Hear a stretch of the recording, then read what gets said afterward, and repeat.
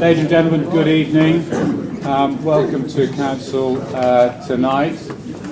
You are being recorded, ladies and gentlemen, so remember that please as we proceed. Okay.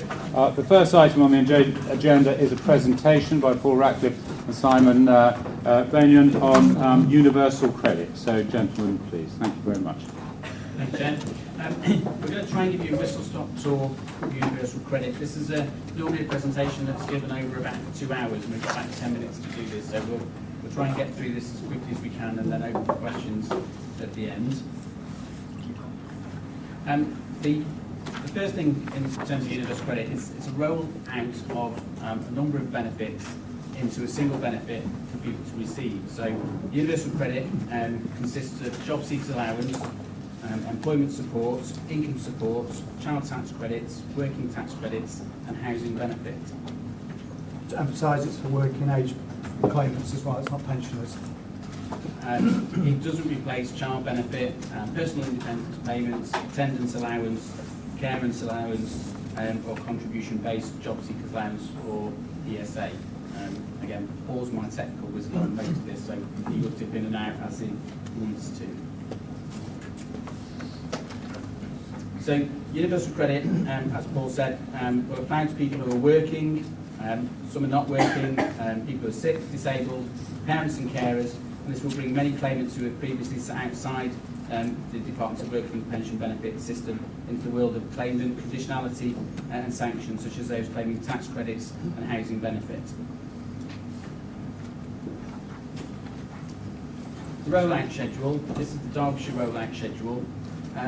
Basically, the rollout is delivered through job centres, which is based on postcodes. The first one to note is July 2018, which is Derby. Derby Job Centre also administers all of Ashbourne's universal credit claimants. So anybody claiming benefit for the first time, or If they actually trigger a change of circumstance, they leave the legacy benefits behind. So any Ashbourne resident with an Ashbourne postcode would be brought into the Derby Job Centre catchment area, as it were. So that's a key thing to note. And then we've got Matlock Job Centre, which goes out in September this year as well. So the key factors in relation to this is full service universal credit is an almost entirely digital process. Claimants are expected to make and manage their claims through an online journal system. The claim is not actually completed, treated as complete until it's submitted. And the claimant has to attend their verification appointments at the job centre and their first work coach appointment and completed and agreed their claimant commitment as to what work they're going to look for and how many hours, and that continuous process of increasing those hours and increasing that work commitment. If the claimant fails to complete any of the parts of that journey, then their claim won't go live and they won't be in receipt of benefit. Can I also add as well that once the initial claim has been made, they're expected to maintain an electronic journal each month, so therefore they can't just walk away from the initial application. If they don't maintain their online actual pack, as it were, the claim can falter at any time. So once the claim has been completed, we do get into a little bit of a waiting game, and you see from this slide above, if somebody makes an application on the 29th of November, that's the assessment period. The assessment period ends on the 29th of December and the claim is paid on the 5th of January. So there's a 5-week wait for somebody to actually receive any benefits.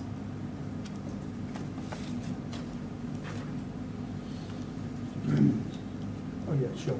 There's a whole load of differences between current legacy DWP benefits and the new alternative. You can see from that slide that going from left to right, it's an online application. The customer's expected to maintain their application over time, whereas initially, obviously, if they claim job seekers allowance or employment support allowance, there would be one application, and thereafter the claim would run its course. There is provision to actually cover childcare costs. There is a similar thing within housing benefits, but that covers 100% of childcare costs. So there's obviously a reduction on the support within that mechanism there. The £16,000 capital cut-off remains. That's existing within legacy benefits and housing benefit since their inception. The key thing for universal credit is whereas currently most DWP council benefits are paid for weekly, it's a monthly sum payment. It's supposed to obviously copy the way in which people in salaried employment receive their earnings and their income. It relies on a claimant commitment. One of the later slides looks at that in some detail. In effect, the claimant makes a commitment towards their claim and is expected to fulfil certain conditions. So this is the claimant commitment. So when the initial interview takes place between the claimant and the Job Centre Plus, they sit down and work out exactly what that person's going to do. And obviously job seekers have to go through the full conditionality, and then that tapers down into partial conditionality, no conditionality. And that is around work-focused interviews, work preparation, work search and work availability. Depending on the client's circumstances, they will have some, all or none of these activities written into their claimant commitment they will have to follow to receive their benefits. The earlier slide showed obviously go-live dates in all of the local job centres throughout Derbyshire. Over time, there's going to be, eventually, if people don't go by 2020, or 22 rather, there will be forced migration of people. Within the current time and that future date, a change of circumstances, as I mentioned earlier on, somebody could happily be claiming housing benefit and income support, a change of circumstances occurs, and that would trigger migration over to universal credit. So, and that is the unknown quantity here. We don't know how many people have changed of circumstances that trigger such a change in the immediate or short term. And that's the problem in then giving the correct advice to individual households who currently rely on those benefit payments. The latest slide again talks about the government listening to the feedback that's been received over the last 5 to 6 years since universal credit went live in the northwest of England. There's something called alternative payment arrangements, which is supposed to reassure landlords, Waterloo for example in our own area, the landlord or indeed the claimant or support worker can request that the housing cost element that replaces the housing benefit be paid directly to the landlord to safeguard the security of that tenancy going forward. Speaking from a Chesterfield perspective, we've monitored rent arrears for council tenancies over the last few years. The average rent arrear for somebody on universal credit who maintains a council tenant is around about £900 compared to a housing benefit household which is only £300. So you can see the obvious disadvantage that universal credit can sometimes pose. This, as I say, is an opportunity for the landlord to get in there from the outset, request an alternative payment arrangement, and hopefully the DWP would listen to that request. And as we've talked about, the government has listened in relation to increasing benefits for those, or entitlements for those claiming this, and one of those is childcare costs. Somebody who's working or have an offer of work and receive childcare costs, up to 85% of those costs, which is £646.45 for the first child per month, or £1,100 the second child, obviously a child is somebody aged under 16. What just talked about the difficulties of trying to estimate or project the number of households affected in Ashbourne and later on in the rest of the Derbyshire Dales. These figures come from our Academy Housing Benefits System, which records the numbers of different changes of circumstances that affected each band of current benefit type. So it's difficult to know how accurate these will be. We can draw comparisons with what's happening in Erewash and certainly in Chesterfield, but the demographic of Derbyshire Dales is uniquely different. So again, we're trying to get information from Job Centre Plus to aid us in our planning and prep. This has been unfortunately not as forthcoming as we would have hoped. So the main concerns nationally, a long period of waiting time before the first payment, typically 6 weeks, results in rent arrears and debt. A lack of IT skills and internet access, claims need to be made and managed online. UC payments are made into bank accounts and not everybody has one. UC helpline is not free of charge and waiting times to get through can often be lengthy. There is no automatic notification of entitlement to council tax support, resulting in some people not claiming this. But the DWP have listened and they have made changes this year from January to the start of the financial year. They've abolished those waiting days. So initially there was a week that somebody wouldn't be paid irrespective of when they made that application. That's gone. They're increasing the universal credit advances, so if somebody is unable to afford or have issues in relation to before they get that benefit, they claim up to 100% of the first entitlement for universal credit. They can get support with housing costs. They are provided with budgeting help, and the helpline is now free for universal credit claimants. So the important slide for me is what we're actually doing in preparation for universal credit. We've been operating the Welfare Reform Action Group now for, I think, close on 2 years, which is monitoring all changes. Universal credit is just one benefit change that's hit people at Derbyshire Dales. And we've been monitoring this one as well as others, and making people aware and making changes and having a voice in Derbyshire Dales. We've also got a Housing Advice and Support Forum. This works across all statutory and voluntary groups, again where we raise awareness and make voluntary groups and statutory groups aware of the processes and changes and things that they need to do to help their clients to make sure they've got the best opportunity in making those claims for benefits. We've commissioned CAB to provide personal budgeting support, including debt and money advice.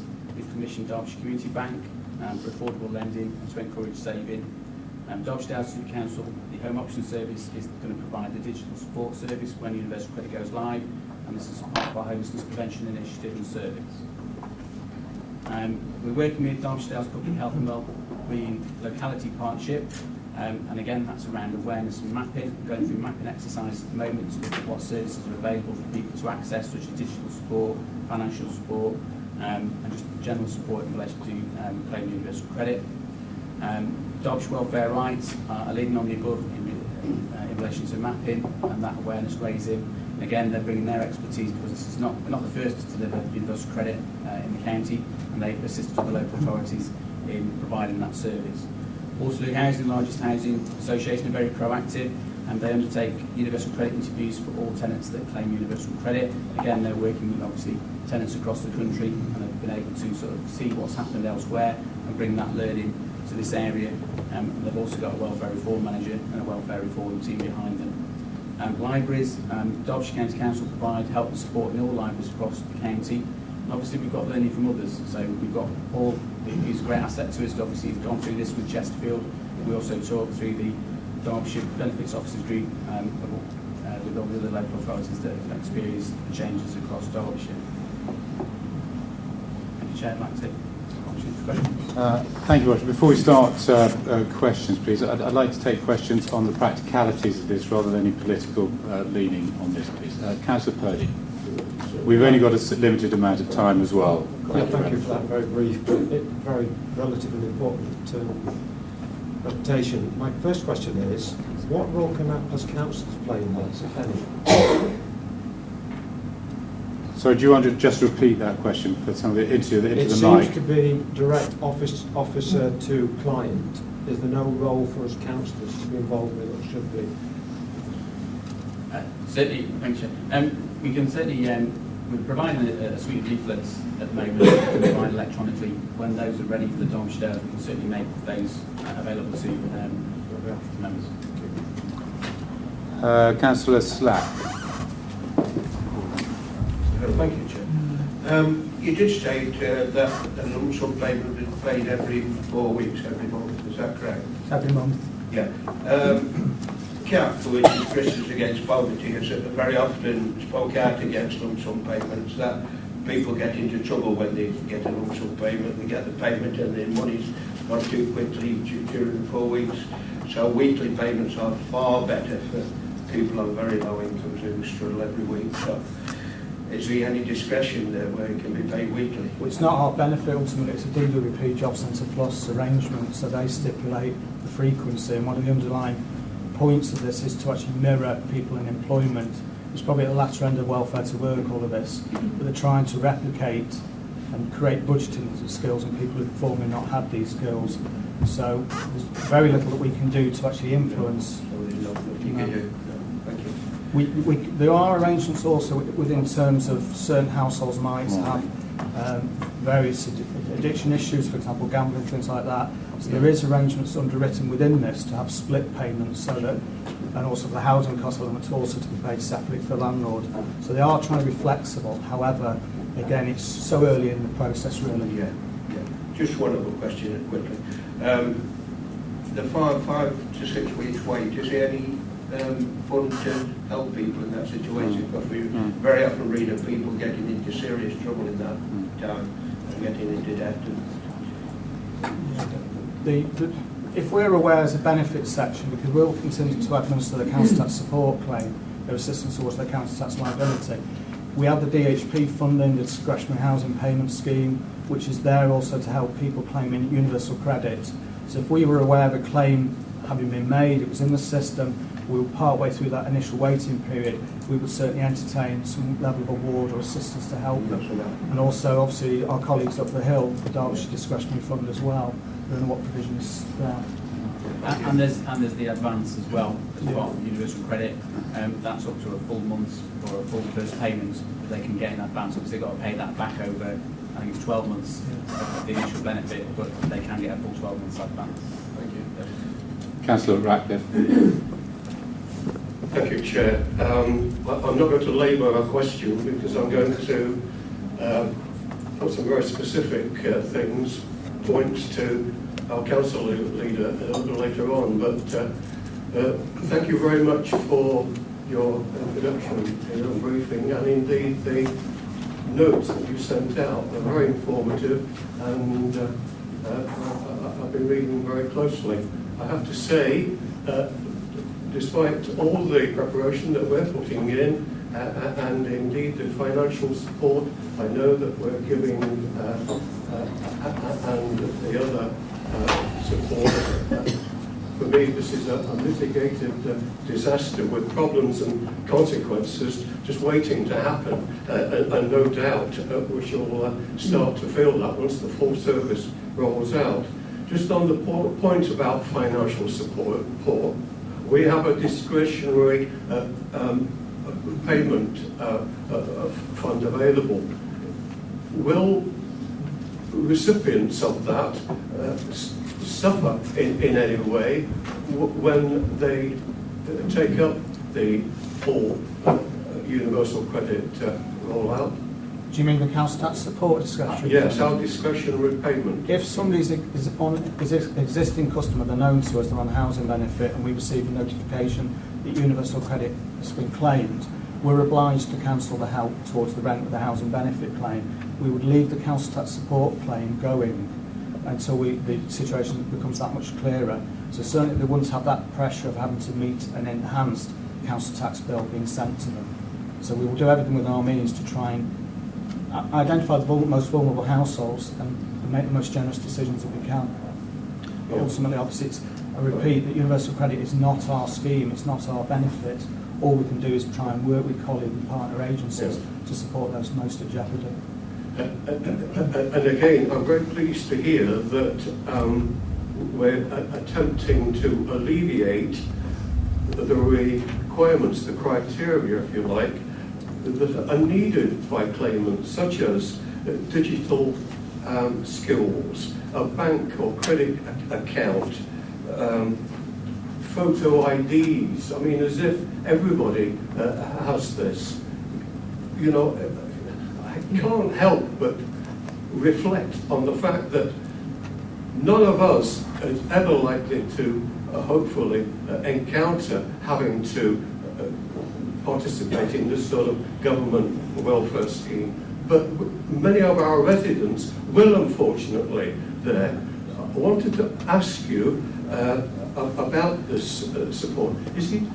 Are we planning to have a coordinated help provision? You talk about home options, providing the digital aspect.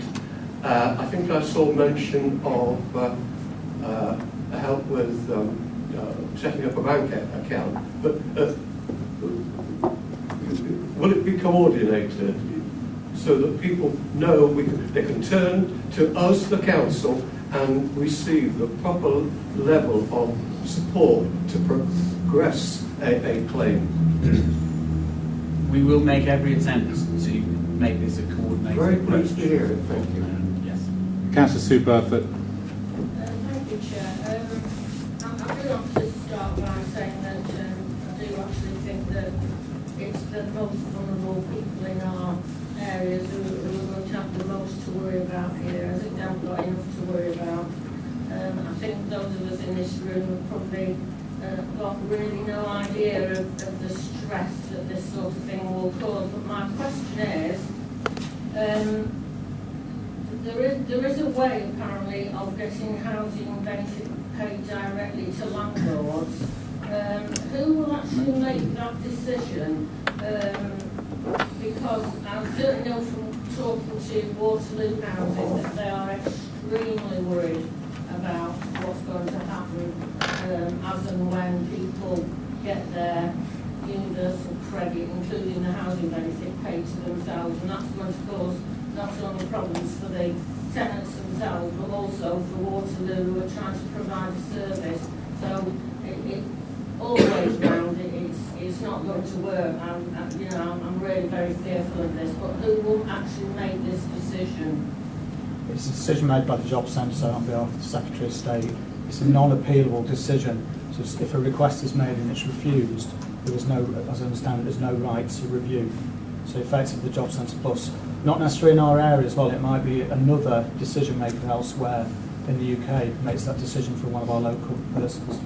So if I could just come back on that, you're saying that this decision made by some faceless bureaucrat in a job centre is going to make a decision as to whether somebody can have their housing benefit element paid to the landlord, even if the landlord wants that to happen. That will not be, there will be nobody involved, like social workers, I don't know, adult care workers, CAB, there'll be nobody who actually knows these vulnerable people who will be making these decisions. What we're doing to combat that is to ensure that full information is provided to Job Centre Plus. So if it's a support worker or if it's a landlord, they effectively a chapter and verse about somebody's vulnerable status, be that to do with their finances, health or otherwise. What we're going to do is ensure that the correct information is given to ensure that the most generous decision can follow. Councillor Pauly. Yes, thank you. Thank you very much for the presentation. My question is about the statement you made about an initial error in the application. I'm wondering if you're saying that there might be initial errors in application, that means that not everybody's going to get any support to fill in the online forms. And if that is the case, and they make an application and they're incorrect, they make errors, will they just be refused, and will there be any backup money for them if they've made that error just out of not having the correct knowledge about how to use IT? Again, we're hoping, well, we're going to provide as much digital support as we possibly can. So if people are struggling to make that online application, there will be help for people to make that. If in making that application they do make an error, then that will be picked up by the Job Centre Plus within that initial interview, and that can be rectified at that stage. And then depending on how big that error is, or if it's just an omission of information, failure to put a child on a benefit application, that can be rectified within Job Centre Plus. It shouldn't prevent them from receiving that benefit, because there's a staged process of making the online application, then having to book an appointment with Job Centre Plus to have that initial interview, and then a follow-up interview in relation to the claimant commitment. So there's an opportunity to put those errors right. Councillor Morley. Could I just follow? So very quickly, please. I've got several people who want to ask questions, so we're over time already. The follow-up is then, if they've made that error, have you got any idea of how long that 6-week period is extended by? It shouldn't be extended. It should be picked up at that point, and that assessment process will follow from the point that they had that interview and that claimant commitment. Thank you, Chair. Councillor Morley. Yes, thank you, Chair. You already raised the point, and Councillor Slack actually raised the question I was going to ask. I was luckily involved with the original rollout. It was in Oldham, you mentioned it, the north of England. That 6 week was the problem, and I'm glad to see you taking steps to sort it out. And I'd just like to make the point, while I've got the mic, is that managing money is a life skill that helping people like this is a good thing to do, and you've put a lot of things in there to help them, so well done. Right, Councillor Botham. Thank you. Thanks for the presentation. There's something that you mentioned which I'd like to know more about, and then there's a question about IT use in libraries. The first question is, can you tell me more about the Derbyshire Community signposting people to know about a particular facility, how's it different from other banks? And secondly, a lot of people use computers in libraries. There are 22 libraries due to be looked at to have the staff removed from them. Who is it that helps when people use the IT systems in libraries, please? So Derbyshire Community Bank, I forgot what the terminology is. Well, Credit union. credit union, thank you. It's completely slipped my mind. Derbyshire Community Bank is a credit union, and therefore they will offer services to people who may struggle to get access to general banks. They've got simple bank accounts, and they offer things like jam jar accounts. So it's an easier way of gaining access to the banking system. They will lend to people who may struggle to be lent to with other mainstream financial services. And again, there's a lot of research that shows when people go and get credit from somewhere like that type of establishment, their saving after that period of lending actually improves and increases. So they're also very good at getting people saving following any initial loan period, etc. I'm sorry, can you just repeat the second part of the question? Yeah, Computers in library. Oh, computers in library, and that's Who helps people? that will be library staff employed by Derbyshire County Council. Okay, thank you very much. Final question from Councillor Purdy. Do you have a quick Thank you for one? letting me come back, Chairman. I thought Mrs. Pauly would bring this up. She sent me this link. Is the authority aware of the talks between Waterloo Housing Group and Fortis Living of a partnership which is planned to end in October this year? I'm not quite sure who that's addressed to. Anybody that knows? Right, Possibly not. right, okay. I'll give you the link. I'm not aware, but my manager may be more aware than myself. Okay. Gentlemen, thank you very much for coming. Thank you very much. I'm sure if members have other questions, they can email you with any other details as well. Thank you very much. Okay, we'll move on to the agenda proper then, please, ladies and gentlemen. Apologies, please. Jackie. Yes, Chair. We've received apologies tonight from Councillors Graham Elliott, Helen Froggatt, Irene Ratcliffe, John Tibbenham and Joanne Wild. Okay. Item 2 is public participation. There is none. Interest, item 4. Are there any interests that we haven't been already notified about? That's none at all. Thank you very much. We'll just let the gents leave. Thank you very much. And we'll move on. Thank you very much. Good night. Item 5, leaders' announcements. Councillor Rose. Oh, I missed those. They're too exciting, isn't it? Sorry. Item 3. Sorry. Approval of the minutes of the previous meetings. You've had them all circulated, the 5th of March and the 8th of March. Would like to propose those. Councillor Shirley, second. Councillor Pauly. All those in favour? It's unanimous. Thank you very much. Beg your pardon. And we're now at Chairman's announcements. Councillor Flitter. Thank you, Chair. Just to remind members that on Sunday the 22nd is the Council Civic Service. If you still wish to attend, you may do so. If you could let us know if you are, because of refreshments, of course, afterwards. And that is at Tansley. I've also just embarked on the Civic Award Scheme. I've delivered 3 this week. On Tuesday afternoon, the most important one in my mind was to a very close friend to this council, which was Councillor Bull in Marston Montgomery. And last night I visited Hartington Parish Council and totally surprised the lady there of her award. And I have 17 of those to do within the next 2 weeks.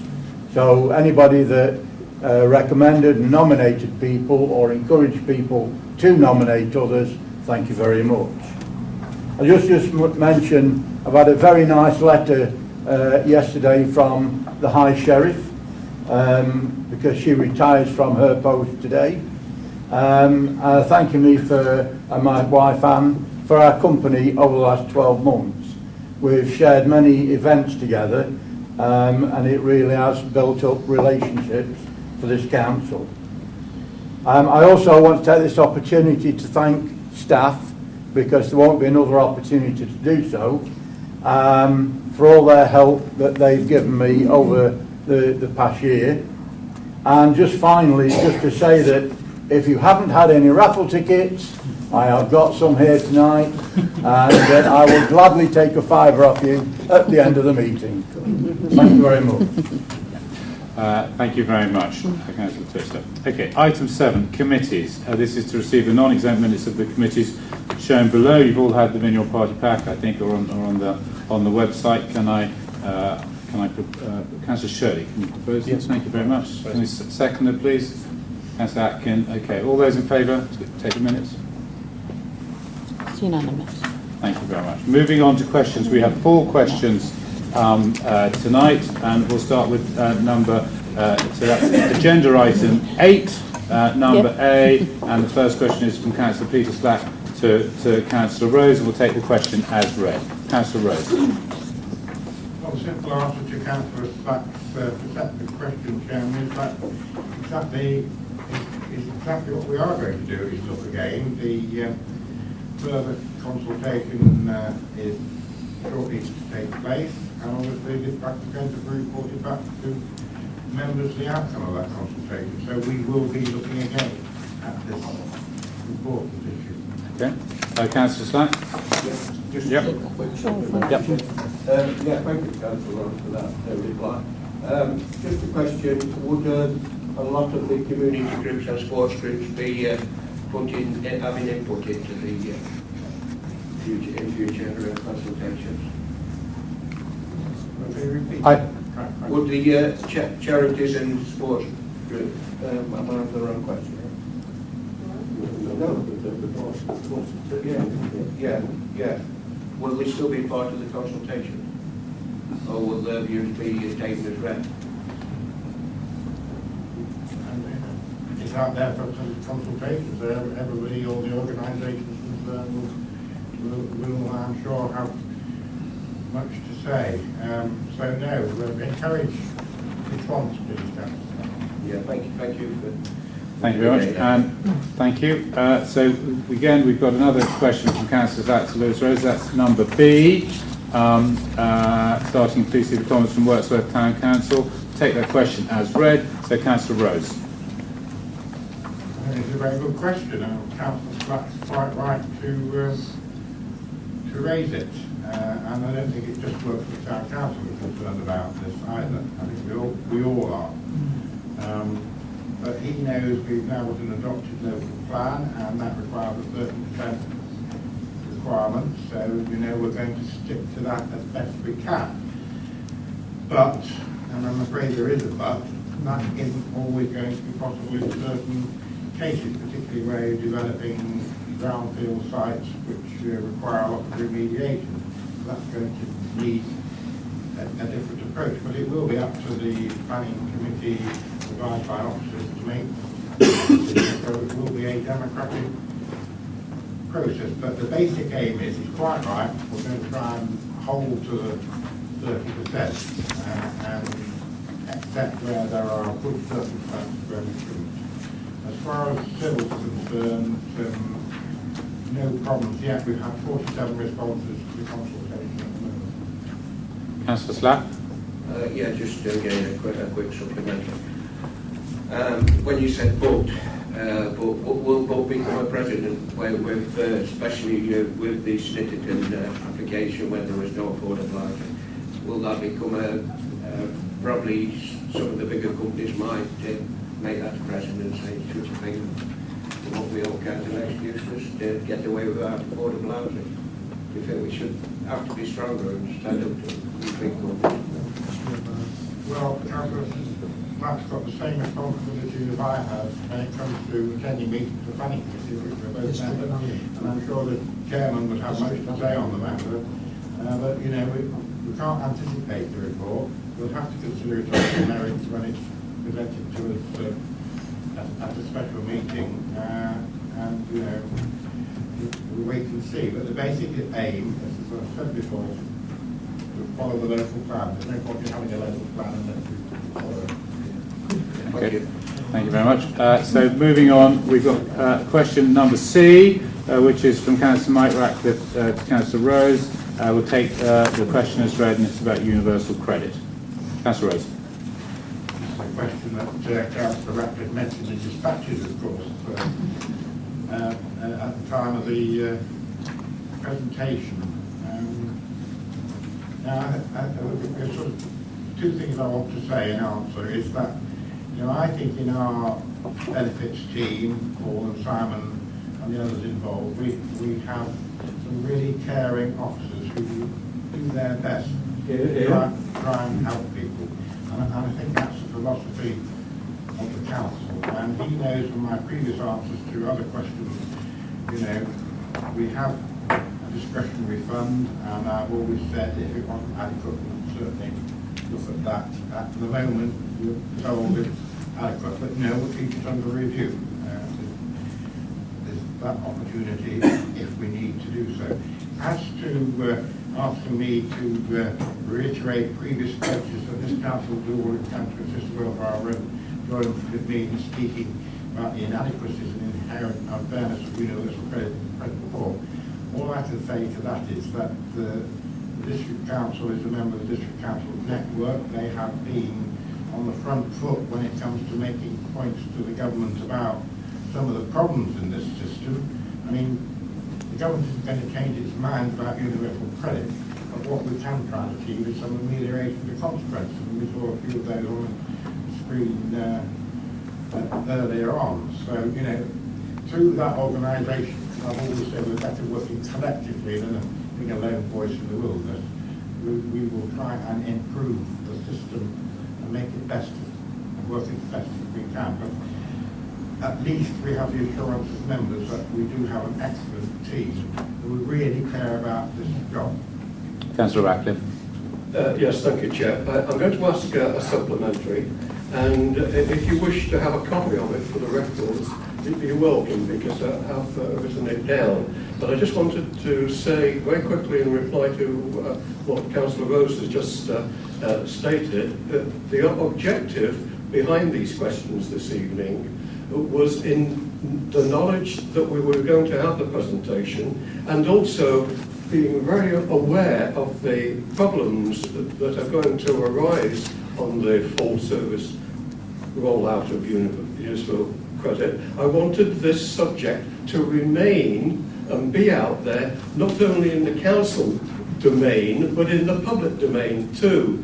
I'm hoping some people are listening into this council meeting this evening and are acknowledging and knowing that we are attempting to do something, but we're very aware of the problems that are going to arise. And also to feel that we are trying to, if we can, prevent them. Right, my question. Fluctuating income experienced by the self-employed could make it difficult to achieve the minimum income floor level of universal credit, and therefore prevent their access to credit and seeing it stopped. The self-employed who are at present dependent on in-work benefits could be up to £2,000 a year worse off than employees with similar earnings, or forced out of business altogether. The Federation of Small Businesses has called universal credit, as it stands, a real threat to entrepreneurship. Would you agree with me that this is an element of universal credit counterproductive to any incentives that the District Council may give to small business startup? Councillor Rose and Councillor Ratcliffe, yes, the Secretary would be helpful. I hope Councillor Ratcliffe does circulate that, because I think I would certainly want to pursue that question with the District Council network, and I was talking about the government. I can't give him a direct answer, but it is a concern that he's rightly brought to our attention. I'm sure we'll continue to do so, and I think obviously our two speakers aren't here as well, we should let them have a look at that as well. I look forward to receiving the council. Thank you very much. And your second question is number D on the list, from Councillor Ratcliffe to Councillor Rose. Councillor Rose. Well, I give my consistent answer in that we fight our battles not alone, but collectively with the local government association, district council network, now or whomsoever. I think we're all concerned about funding cuts, but we all know the reason why we're in that position. So I'm not going to necessarily accept that there's something ghastly out there. The fact is that the nation has to pay its way, and Councillor Ratcliffe is well aware of that. As to the Northampton situation, I think there are other reasons why that came about, which are not necessarily to do with austerity cuts. So we'll carry on the battle. We want fair funding, and we've made representations about fair funding through the recent consultation process which came to the last council meeting, and we're particularly concerned to make sure that rural areas get appropriate funding having regard to the services we have to provide across those services. Your supplementary, Councillor Ratcliffe. Yes, I do have a supplementary, Chair. Just again, very quickly to reply. You do realise, Councillor Rose, that perhaps wrongly, from an opposition leader, I'm trying to give you ammunition to actually defend and protect this council from further ravages that this central government seems to be placing on us all the time. However, my supplementary, Lord Porter, no less, chair of the local government association, and a Conservative, I might add, said the government needs to address the growing funding gaps facing councils. This is the only way to protect our vital local services over the next few years. My point to you, yet again, is it not time for us to give much more vigorous support to such statements? Councillor Rose. I think we do give vigorous support to those statements. Well, let's hear it being resounded from the rafters of this council chamber that the government are squeezing us like a lemon. Well, I've always believed that, if Derbyshire Dales District Council writes to all the ministers and says we've not got enough money and we want some more, they're not going to take much notice of individual pleading. And that's why it's quite right to draw attention to what the chair of the LGA has said. They're going to take some notice. We support what the LGA do. It's cross-party and they're generally unanimous in their approach to this problem. So we go along with that and we'll continue to say so. Thank you for listening. Thank you very much. Okay, moving on, members, we're now on item 9, the Local Projects Fund. I'm going to ask Rob Wilkes to introduce that. Thank you, Chair. This report focuses on the success of the Local Projects Fund during the last financial year, with a recommendation that it's noted and that the fund was renewed in 2019. 3 main points to focus on. The first is linked to Appendix 1, which sets out the grants awarded during the financial year by councillor and by ward. And Appendix 2, which highlights some of the fantastic projects that have taken place with the support of the scheme.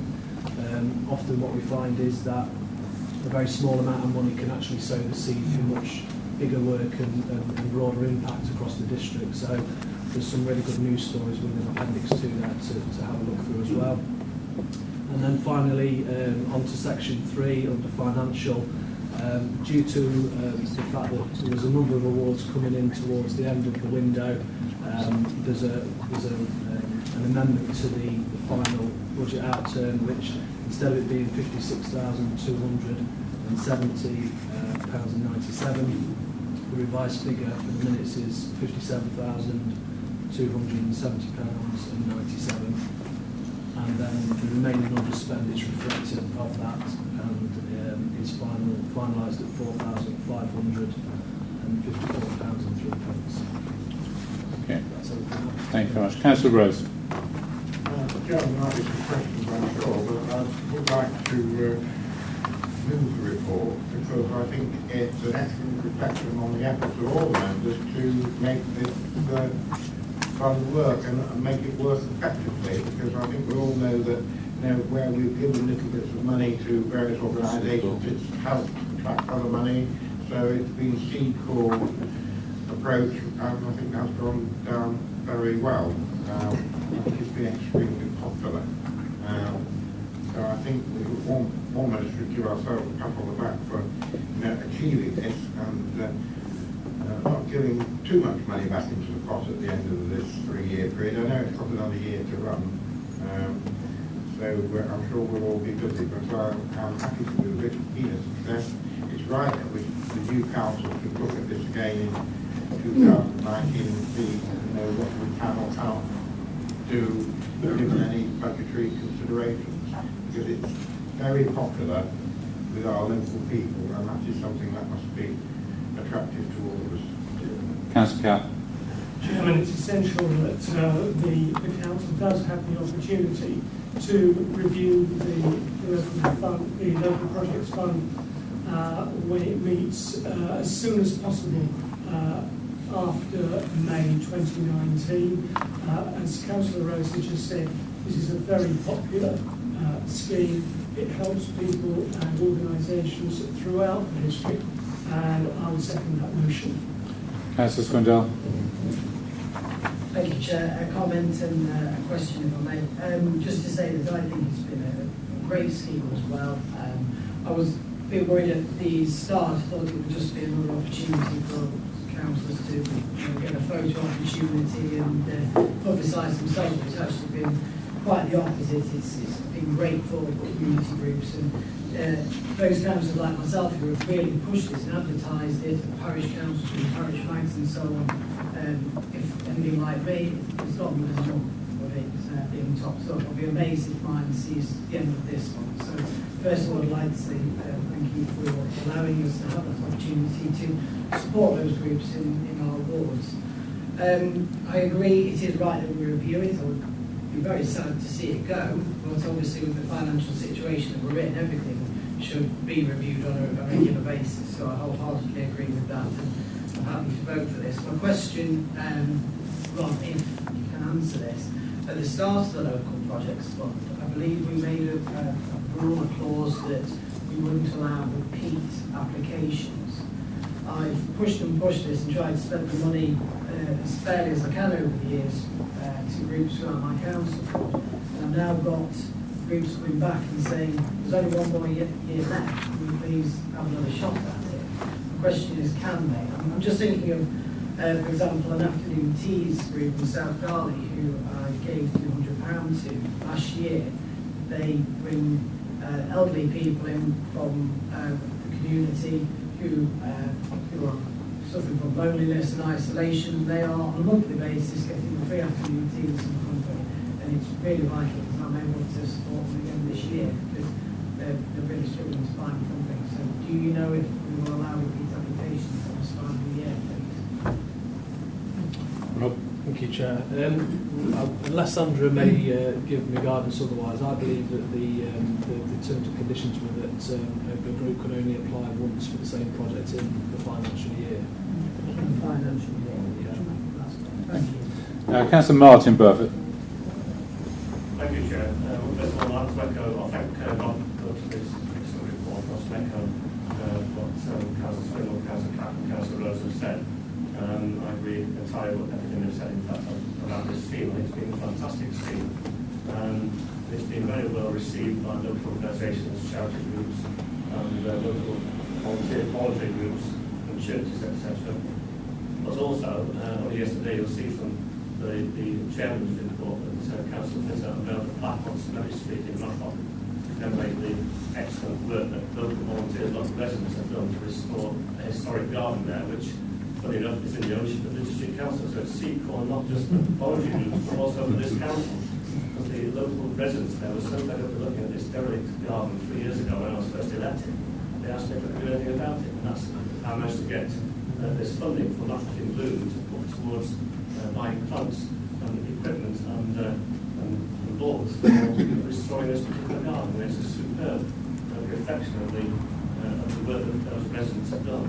And they're now very proud of this garden on their doorstep. So that's an excellent example of a project that's been so successful with the Civic Association helping to provide the plaques as well as commemorate the historic relevance of this scheme.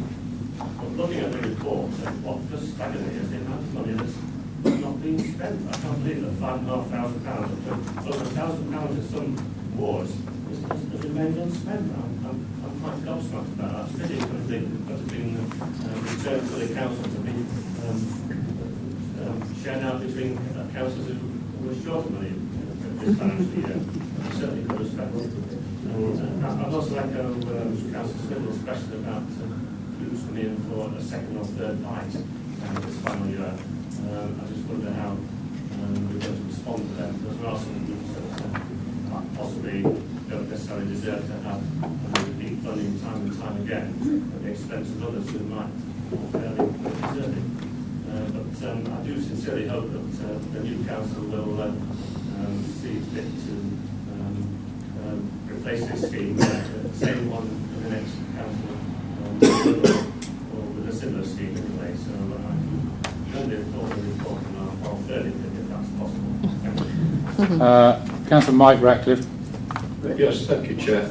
I find it absolutely intriguing, you know, how such a scheme can receive such praise, support and acknowledgement for the good it does, and yet we contemplate removing it.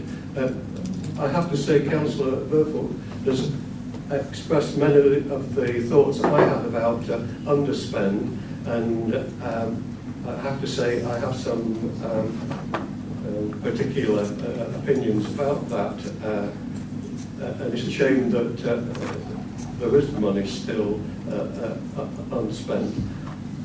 The point I really wanted to bring out was that the recommendation 2, is that the future of the local project fund is reviewed in 2019.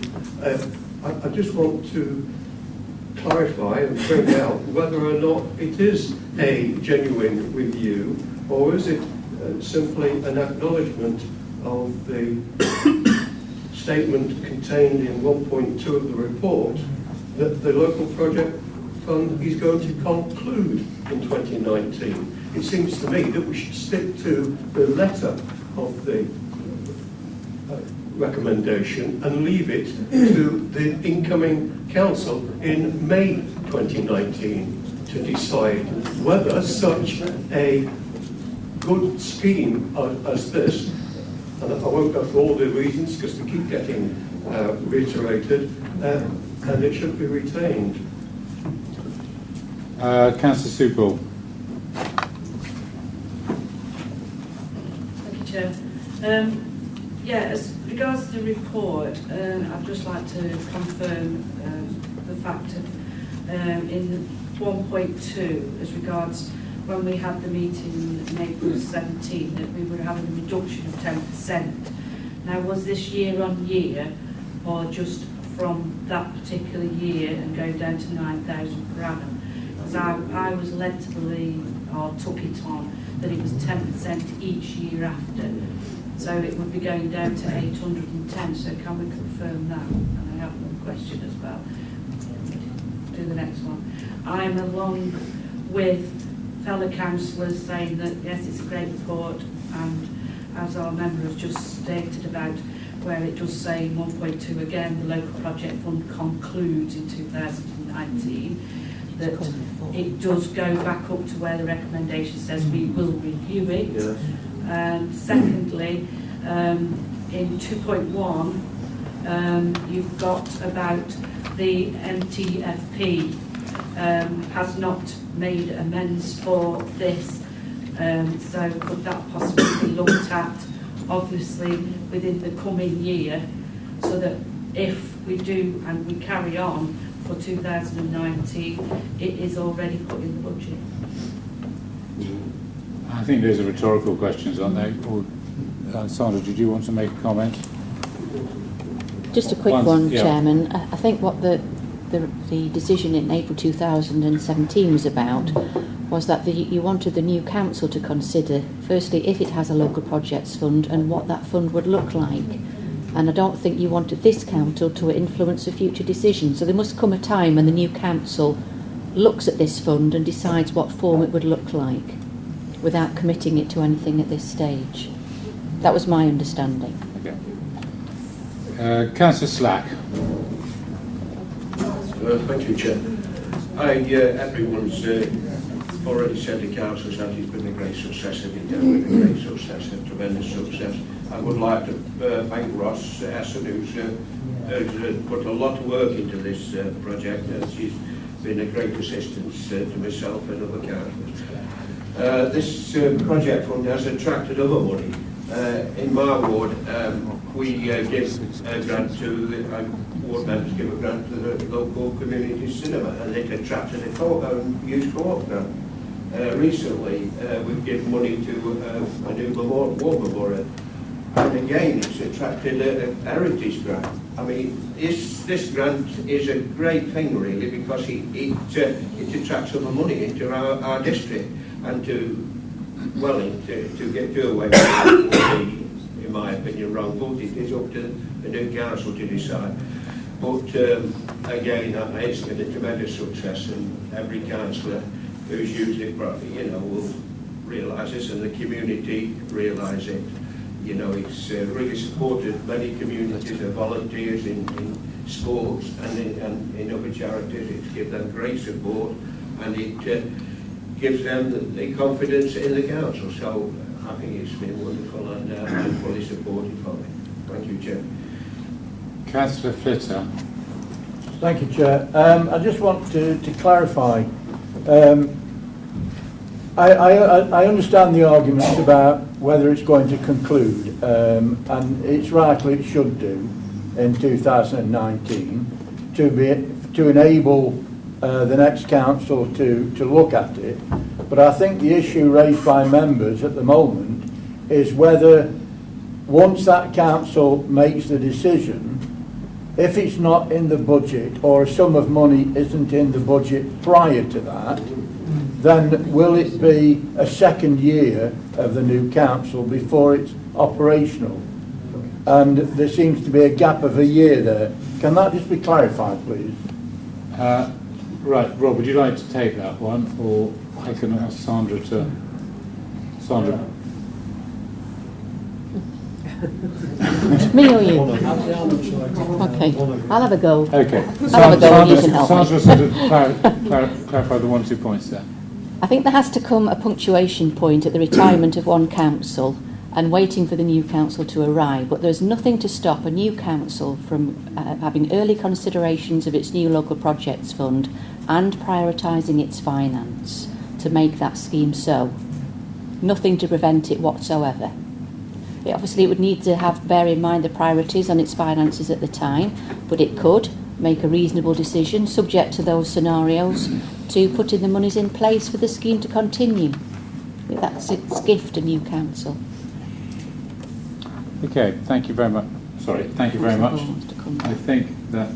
Sorry, who did? Councillor Bull. Councillor Bull, sorry, I beg your pardon. Yeah, I just feel that the first part of my question didn't seem to be answered. Could you tell me how much this next year each member is going to get? We started with 1,000, it went down to 900. What is the figure this next year? Rob? Sorry, thank you, Chair. I don't actually know the answer to the question, so I can go away and double check, unless Sandra again. I think it's worth double checking, but my understanding is that it's the 900. Councillor Rose.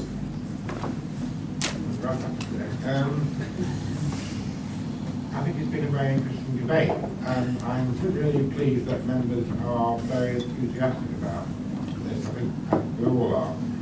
If you just remind us of how this came about, we were fortunate enough to have a surplus in the outturn, and we've always, you know, all parties have always thought we'd like to have a sort of scheme like the county council had, which of course more generously reported over the weekend. And we put the whole of the 4-year money on one side at that point in time. In other words, it was fully basically funded for the life of this council until May, well, end of March next year. So that's how it came about, and you know, I think it's tremendous that it's been such. And it's certainly, I'm sure, you know, we can't predict who's going to win elections or that sort of thing. That's in the hands of the electorate. But clearly, I'm sure that any member who is re-elected to a new council will want to address this point very soon. As to whether something might or might not go to the budget in March, you know, that's something I will bear in mind. It's a good point, and I think we just need to reflect on it. Okay. Members, it's been moved and seconded. All those in favour, please show. It's unanimous. Thank you very much. So we're now going on to item 10, the Doveridge Neighbourhood Plan, and we've got Tanya here tonight to introduce it. Thank you very much, Rob. Good night. Thank you. Members will be aware that in January this year, Council approved an independent examination into the Doveridge Neighbourhood Plan. The examiner has now published his report, which you can see in Agenda Appendix 1. In the report, he carefully considered the legitimacy of the plan and how it dovetailed with our local plan and all representations received.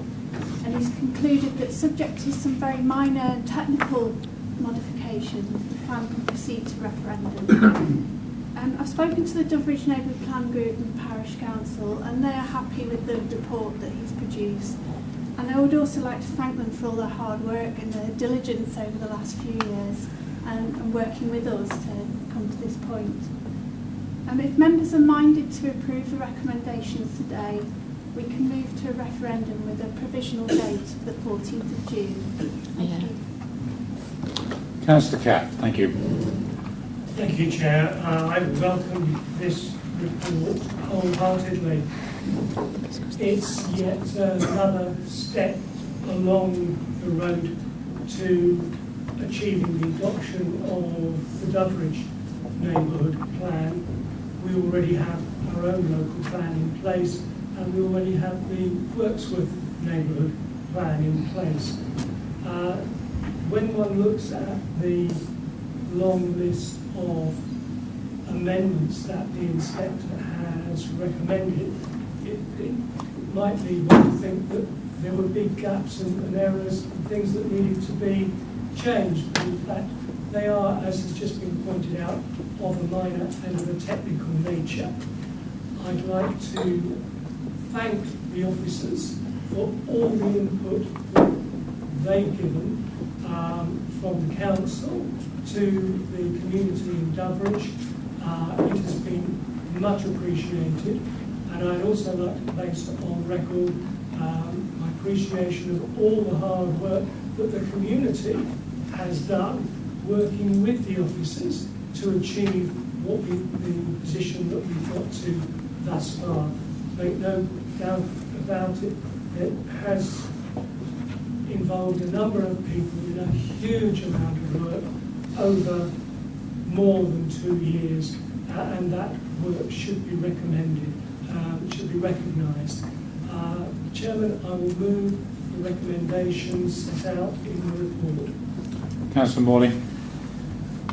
Thank you, Chair. I'd like to echo everything that Councillor Catt said, and again point out that it's a 51-page report from the inspector, but it actually does justice to a very, very well thought out, well considered document. And it's probably worth noting as well that the Parish Council created a subgroup to do this, and they've been working very closely with each other. So I think it's a great deal of work. And again, from our side as well, because Mike Hayes has been key in facilitating this too. So I'm very happy to second that motion. Thank you, Chair. Councillor Mike Radcliffe.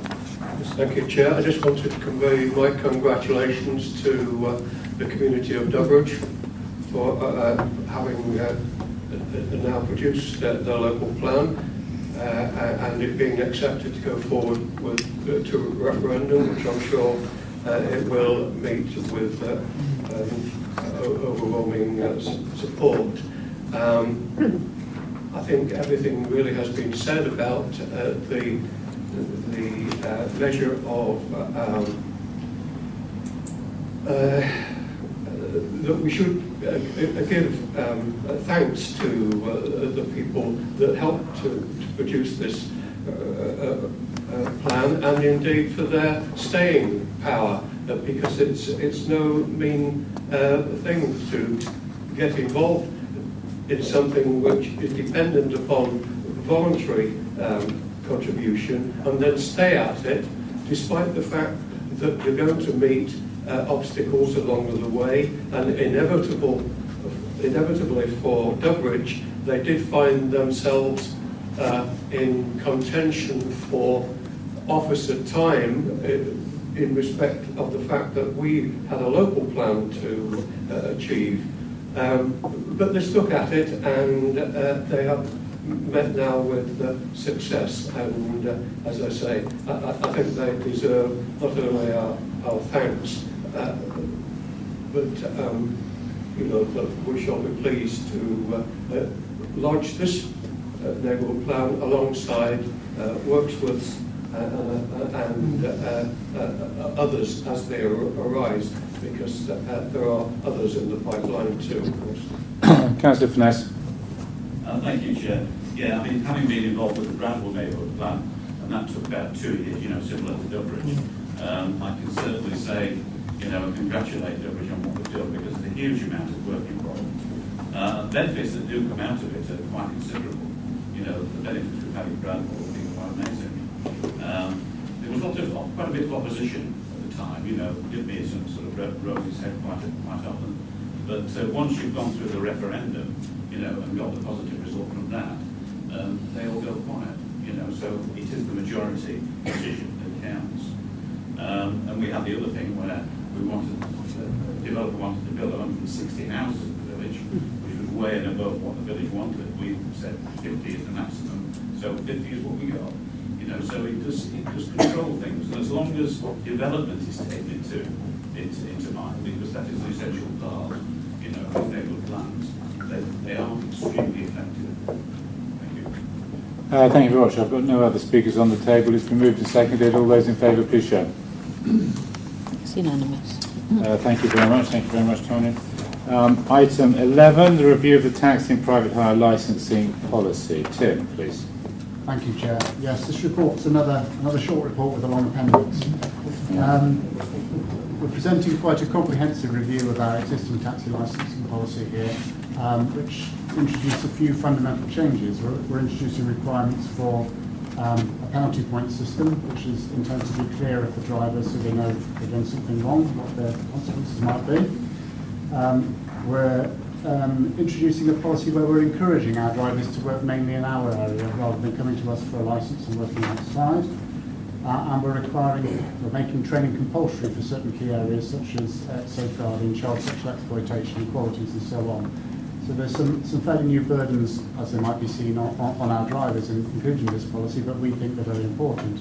This policy has been through a very extensive set of considerations from officers firstly, then through the Licensing and Appeals Committee, then through public consultation, including consultation with our drivers, and back to the Licensing Committee again for consideration of those amendments. So it's been considered very thoroughly, and we're presenting it to you, as we hope, the final draft for adoption. I'll answer any simple questions, and if there are any complicated or detailed ones, I will step in. Right, I've got Councillor Monks. Well, initially I'd like to thank Tim and Eileen and Katie and their teams for putting an enormous amount of work into this policy review. It is needed. Licensing authorities have been waiting for the government to issue guidelines for new taxi policies, but they haven't appeared. The Licensing and Appeals Committee are very aware from our subcommittee meetings that some revisions are required. And I'd really like you to bear in mind that the district needs a taxi service that first and foremost is safe. And so therefore the safeguarding and equality issues are paramount. The committee have spent a lot of time debating this review, and so I hope you'll support the committee and vote for the recommendation, and I so move. Thank you very much. Councillor Jenkins. I'll second that, Chair. And just to echo what Councillor Monk said, the officers have put a lot of work into this. We have debated it for a long time, and I think the new policy both protects the public and the council. And we've seen what can happen when things go wrong in other places, but I think this is a comprehensive piece of work and protects both the public and our reputation, and I'm happy to second, Chair. Councillor Bright. Chair, again, I've tried to take on board everything in the recommendations. One thing I wanted to just bring up is, obviously, we've seen horrible examples of child sexual exploitation in certain parts of the country. Some of them not necessarily focused around taxi companies, but they have been involved. Are we going to add anything in for vulnerable adults? Because obviously that's something that was raised a few months ago in certain areas where there's a lot of vulnerable adults out there. So we've got safeguarding training for child sexual exploitation, but are we going to think about adding any extra training for vulnerable adults who are obviously vulnerable? Tim. Thank you, Chair. Yeah, one I can manage. The safeguarding training that we're going to provide, hopefully through the services of Derbyshire County Council's specialist teams, will focus on adults, vulnerable adults, as well as children. We'll be dealing with child sexual exploitation as a separate issue. A lot of that training is about helping our drivers to recognise things to look out for, so they can help identify victims of those horrible kind of things, and know who to report them to. Because, like most sectors of society, most taxi drivers are decent people who want to do the right thing. You know. So yes, we will. Councillor Purdy. Thank you, Chair. Well, I was involved in a previous committee looking into this matter when we got into some difficulties in this area. And I seem to remember we had the expertise of either an outside consultant or an officer that came to this authority who got some expertise. But he certainly set us on the road, but I can see quite clearly this has been beefed up and quite rightly so. A simple question, Tim. Why has it been thought necessary to not limit the numbers? Thank you. Is that a complicated one? Thank you, Chair. In order to limit the numbers of the hackneying of the actual taxis, you have to carry out a survey of unmet demand, and you have to do that on a 3-yearly basis. And back in 2008, when the policy was first brought in front of the council, that had happened, and that was why at that time the numbers were limited. And we did get the numbers down from 96 to somewhere in the early 50s. But we have had, we got to the end of the 3-year period, and basically we asked the trade if they were prepared to fund another survey of unmet demand, and that wasn't particularly welcomed, because obviously the number of hackneys that would have had to fund it had been reduced from the 96 to the 50 odd, so obviously it was going to be quite expensive. And they felt that the introduction of the knowledge test, which that policy had introduced, had actually cut down the number of taxis that were coming into the area anyway, and they were happy for it to ride. Obviously, not having a restriction at the moment has resulted in the numbers rising again, as you see in, I think, the early part of the policy. I think we've gone up to probably 74 or 5 hackneys again. But as Tim says, some of those, or quite a few of those, are not operating particularly in Derbyshire Dales. They are operating as private hire outside the district. So we're not overrun with taxis, as I believe we were in 2008. Councillor Ratcliffe, please. Yes, thank you, Chair. I look back on my membership of the Licensing Committee with fond memories.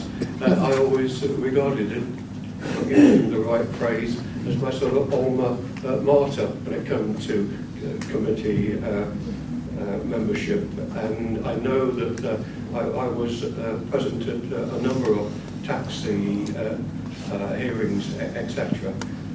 Whilst passengers are paramount, and that would make a good slogan, actually, wouldn't it? You could put it on something that you could put inside. Passengers are paramount. Another career for you. Nevertheless, I recall an instance when it was the drivers, the right of the driver that was being considered, and I wondered whether, because it's a very, very long report, and I did read what I was able to, given the time I've done.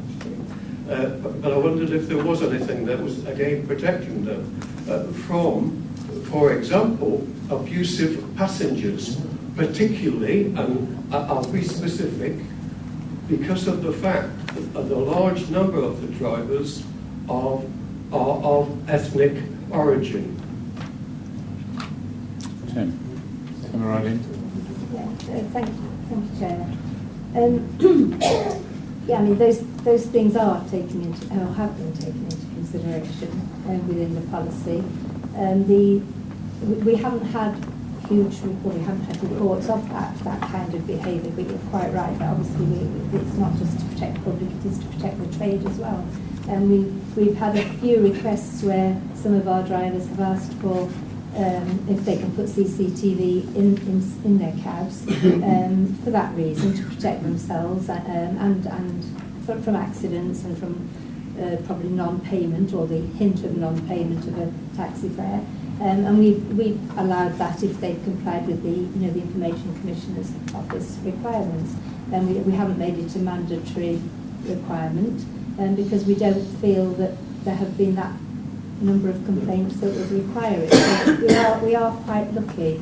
We have, I'd say that probably 50% of our hackney carriage drivers are, as you say, from a variety of ethnic background actually. They're not necessarily just based in Derby. We've had them from Sheffield, Wolverhampton, I think, or Walsall, somewhere in the West Midlands. So it's grown, that sort of sector of the trade has grown, and as I say, the problems that I think perhaps were hinting at being experienced back in 2007-8 are not so now. Councillor Flitter. Oh, sorry, Tim, did you want to add? I was just going to add, when we engage with drivers, we do engage with members of all ethnicities. We have drivers who might be described as white British and minority ethnic come to the meetings as well. And it is pleasing to see how well they seem to get on together. Councillor Flitter. Thank you, Chair. I just wanted to join in thanking Eileen and Tim and the whole team, because it's not just producing a policy of this nature, and that's work in itself, but over the years, the way that the team have explained what we could do legally and the consequences of decisions has been very helpful. We do appreciate that. But vulnerability and safeguarding is always at the top of the list in any appeals committee that we sit on. And also the way that we can deal with those offences. Sometimes, a possible offence, we have to make decisions that we can only make a certain way legally, and if it was any other way, we perhaps wouldn't have come to that conclusion because of the safeguarding issue. It's like spent criminal offences. There's only certain things that you can do. So the whole policy needed updating, and I think we should all give it that support. Thank you, Chair.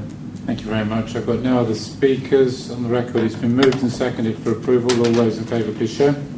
It's unanimous. Thank you very much. Moving on now to item 12, the Peak District National Park Authority Management Plan, final consultation. Steve, please.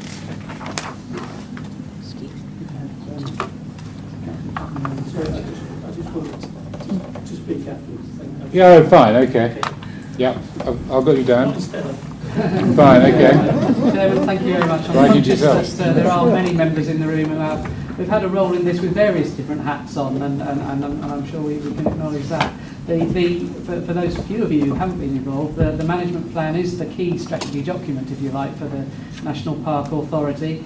The authority consulted on it in 2017, and we as a district council made a response at that time, as did many other organisations. And in fact, the authority then held a series of other events later on in 2017, where again many people in this room were in attendance.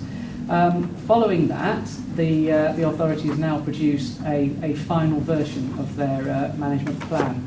And from the District Council's point of view, I think it's fair to say that it has improved.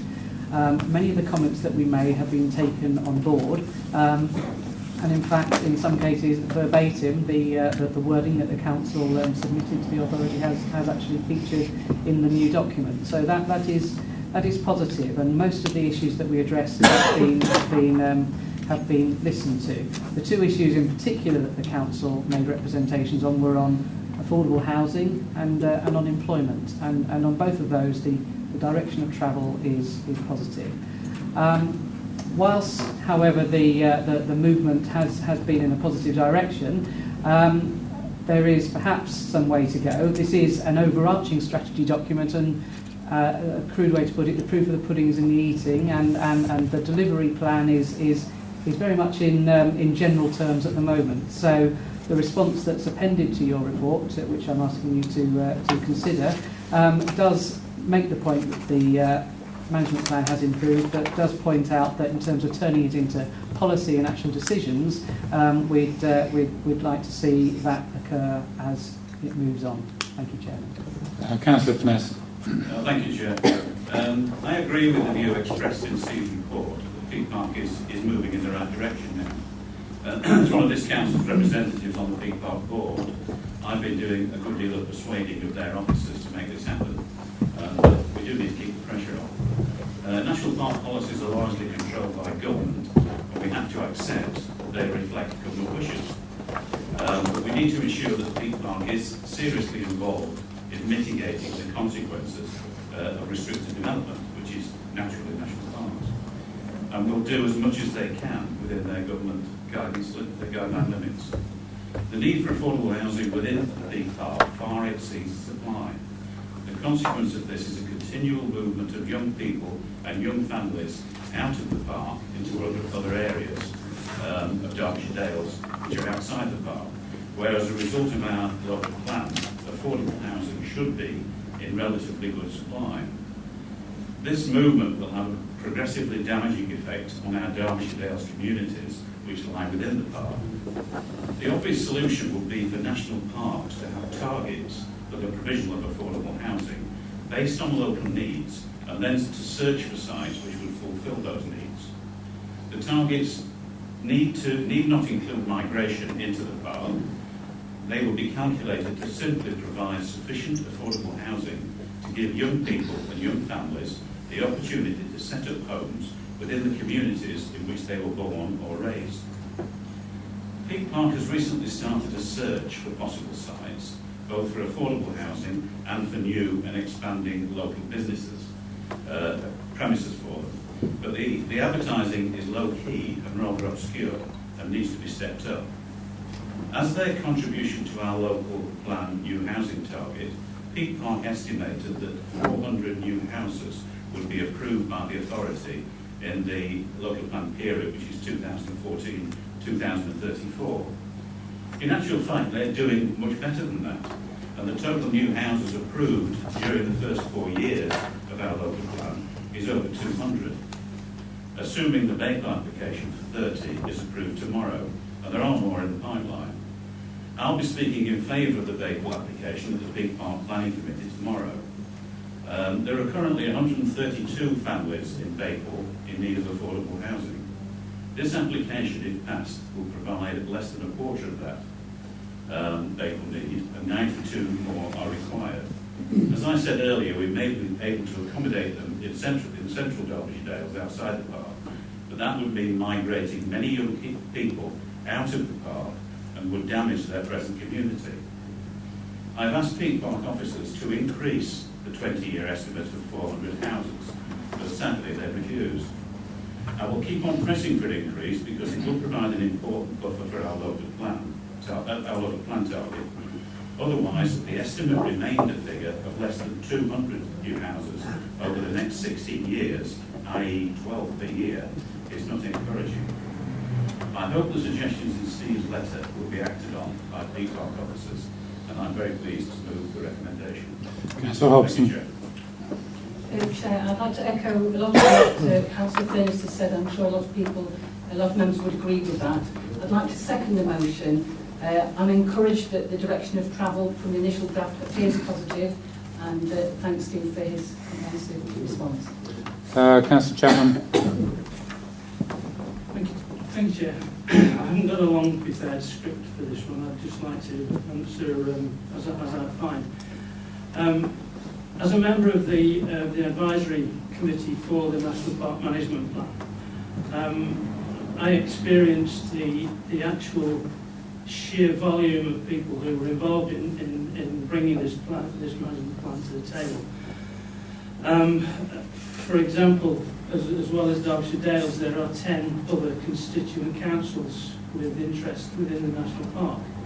There are organisations such as Derbyshire Wildlife, Severn Trent Water, parish councils, the general public, and it's been a huge task to balance everybody's thoughts, everybody's requirements, everybody's needs, and to reach what has been an acceptable overall. I'm pleased with Derbyshire Dales' response primarily. I feel that, particularly, on the 3rd of October, Steve attended and saw the number of the huge range of people who were there, who all have their own ideas on how the park should be run, what it needs, what its requirements are, and these do conflict. It's a big conundrum. It's a problem, and we are faced with the task of reaching a balance to accommodate everybody. So there isn't a resistance to local housing within the national park, and I'll make one not very palatable statement, and I think Councillor Furness alluded to this. A lot of the time, the local needs or housing within the national park meets huge resistance from the residents. I mean, we've had the example of Bradwell wanting 160 and the neighbourhood plan reducing it to 50. In my own ward of Hartington, the original plan was for 69 houses. It's now down to 26. Recently in Taddington we had an application for 4 local needs housing that was resisted by the planning committee by 23 objectors and 1 supporter. So it's not as easy as it first seems, and we are making headway with that. I'd like to on that note, I'd like to just make a comment on paragraph 2.2 in the revised management plan, which says replace the text, existing businesses can modernise, evolve and grow. Well, that is a little bit of a semantic, because there is not a resistance to businesses growing. I've had 6 years on the planning committee, and we never refuse business growth. We never refuse people expanding their businesses unless there is a reason from a planning consideration that they can't. There is no, it's not a set plan that we don't let businesses grow, just as we don't with local housing. So again, I'm glad that this is a response from the Derbyshire Dales. Yes, we are continuing to look at these sort of problems, but bear in mind that this is a delivery plan. It's there to evolve, it's there to grow, and we can respond and react during that period. It's not set in stone. We can act on anything that does arise from that. Thank you, Chair. Thank you. Councillor Shirley. Thank you, Chairman. I just wanted to welcome the response that we've got here. But I think just a few words that clearly the national park, all national parks are special landscape areas, but they can't ignore the needs of people that live there. People need to live in national parks. Their children need to have the ability to stay there, and they should be able to work there. And there does seem, and has been for quite a long time, a hesitance, I think, from the national park to really embrace proper employment. If it's a bit of small farm diversification, that's fine. If it's a slightly bigger enterprise, it all becomes too difficult for so many reasons. And what people want is, they don't want a job in a tea shop throughout the summer. They want a proper job that lasts them all year and pays them a good wage. And I think that's what's missing from the national park policy. We're moving a long way. I think it was about 3 management plans ago, or 4 management plans ago, they didn't mention business at all, or indeed farming, actually, for that matter, which was slightly worrying. So obviously progress has been made, but the national park shouldn't duck their responsibility. And also, in terms of housing, if you can provide open market housing, that, as we know, cross-subsidises affordable housing. And that's something that they need to address. The national park is a special area for a number of different reasons, but that doesn't mean that they shouldn't be able to take a reasonable share of the development that they generate from within the national park itself. Thank you very much. From my own view, speaking as a ward member, I welcome this. I feel there's a long way to go with the evolution of the national park. I thoroughly enjoy everything else that Councillor Shirley just said, and I think we've also got to look, with my other hat on as the heritage champion, we've got to look, although that's only for Derbyshire Dales, I might add, we've got to look at the heritage aspects of some of the dilapidated and disused and non-used buildings in the national park, so we can do something more positive with them in the future, with taking along the indigenous population's view, which, as Councillor Shirley said, is so important. Have we got anybody else? Councillor Finesse, to wind up, please. Yeah, thank you, Chair. It's just to come back on what was said about Bradford, because the situation was that the developer wanted to build 160 houses in order to provide the 12 affordable houses which were needed. But the village neighbourhood plan got that reduced to 50 to provide the 12 houses that were needed. So that was on a brownfield site. It's interesting that the way things have developed in national parks. I remember back in the 1970s, the national park in Bradwell put forward a development plan which involved the building of something like 80 open market houses, part of which was actually developed. And it was only in the 80s and 90s, that things went very much the other way. The restrictions came up. Thank you very much, everybody. It's been moved and seconded. All those in favour, please show. It's unanimous. Thank you very much. Item 13, the Waste and Recycling Management Contract Review. Steve, please. Chairman, thank you. And this report is, if you like, firing the starting pistol on over 2 years of work, which is going to be leading up to our new waste and recycling contract, which is due to come in August 2020. The members at their meeting in March did approve the budget of 150,000 from reserves to fund the expert technical assistance that we, as a small council with limited capacity, do need in order to get the best possible waste management contract in 2020. It is, as members will be only too aware, our biggest contract. It's worth tens of millions of pounds, and of course, as far as the public's concerned, it's all we do. So it's vitally important that we get it right. The first area that we're seeking support is in assistance with procurement, how to buy services correctly, and not just buying the contract itself, but buying the support of the people we need to help us get the right contract. And I'm pleased to report that in that regard we've secured the services of Derbyshire County Council's procurement service. They have, as members may appreciate, been working with us on the leisure contract for some time, and our positive experience in that regard has led us to consider them for the help with the waste contract, and that's something that they have been able to agree to provide for us.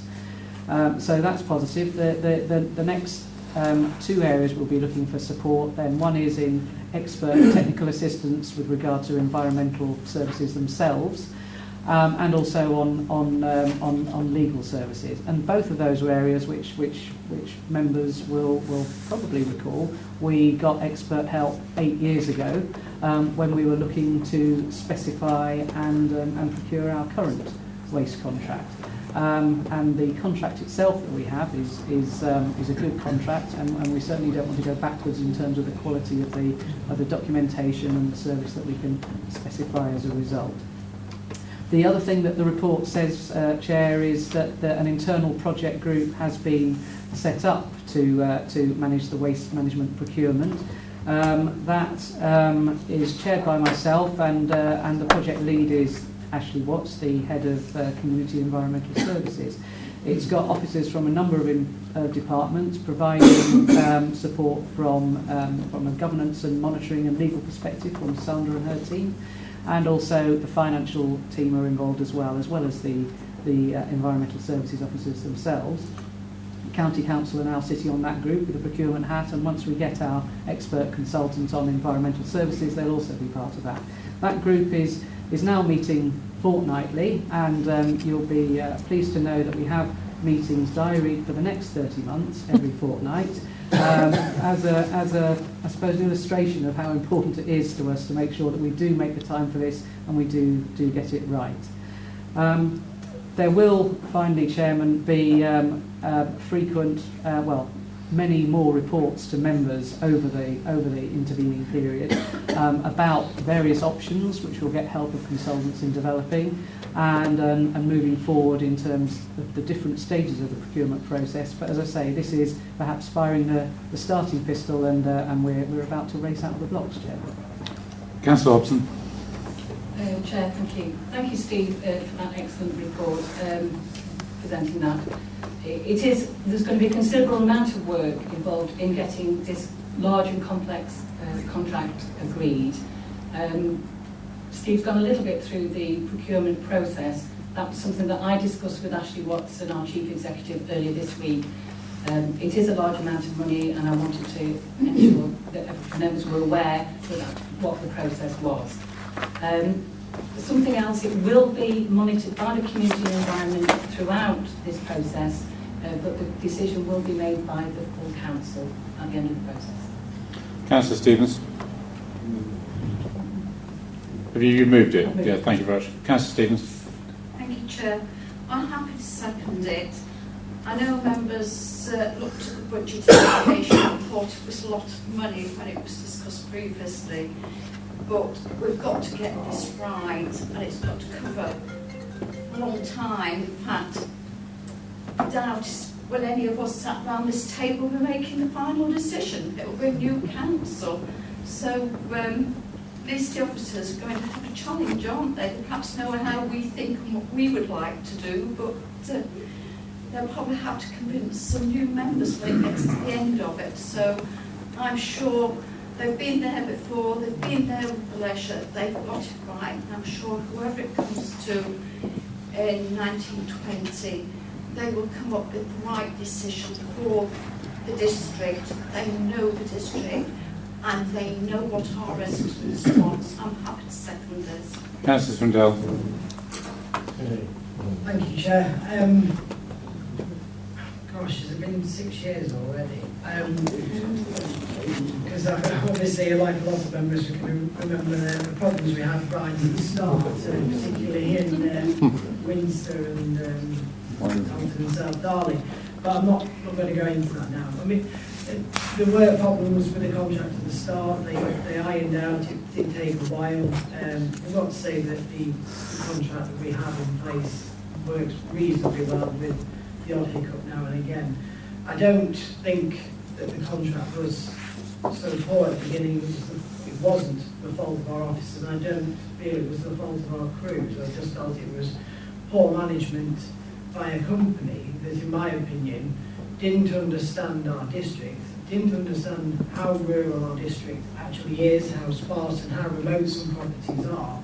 And I just think they've bit off more than they can chew. So I hope, and I have faith in our officers, that all of those issues that we perhaps didn't hammer out to the companies who were interested in taking on this contract will, I'm hoping, be sort of made clear from the outset. Doing the job that I do now as a postman, believe me, there are houses in the back and beyond that I never knew existed, and I think it really needs to be stressed to anybody considering putting forward a tender in the future how remote and rural our area is. I'm on the Community and Environment Committee, so I will be pleased to watch this one and monitor it. There are a number of things I would like to see going forward. I won't go into them now, but one of them I really must stress is that people don't want any more containers on their property. A question I have, Chair, is that we're looking at how we're going to procure this. Are we going to look at the possibility of also bringing the service back in-house? I know that's not very popular financially, but I think if we're going to look at this thoroughly and properly, and council is given every option that is available to them, I think that should be on the table as well for consideration and thorough debate to make sure that we're looking at every possibility before us to bring about the best service. Okay, Steve, can you take that? Yes, Chairman. At this stage, Councillor Swindle, we're not ruling anything out at all, and I think that's important that we do consider all the options, and that's certainly something that we'll be looking at our consultants to help us with. And with regard to learning from the procurement process, what the leisure procurement process has taught us is that having that dialogue with potential contractors early on in the process rather than leaving it to the end is a valuable thing to do, and that's something we're going to seek to build in this time, which perhaps wasn't 8 years ago for waste. Thank you. Councillor Ratcliffe.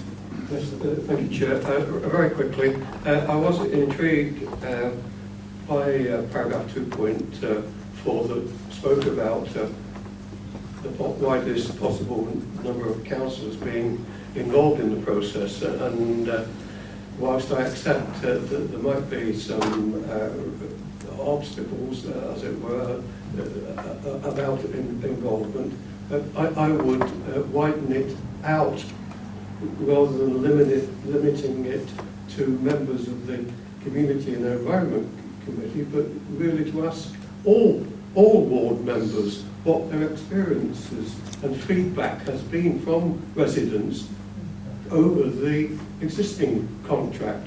Seems to me that would provide a very good audit of things that might be useful to continue with or indeed to avoid. Chairman, that's a suggestion which officers have already have thought of, and we'd certainly want all members' views. And although Community and Environment Committee and then Council will be the key decision-making mechanisms, one thing that did happen last time was there was a focus group, if you like, of all members, which all members would be invited to, and that's something we would certainly intend to do again this time. Councillor Morley. Yes, I shall be supporting this, Chair. Thank you. The motion's on the table.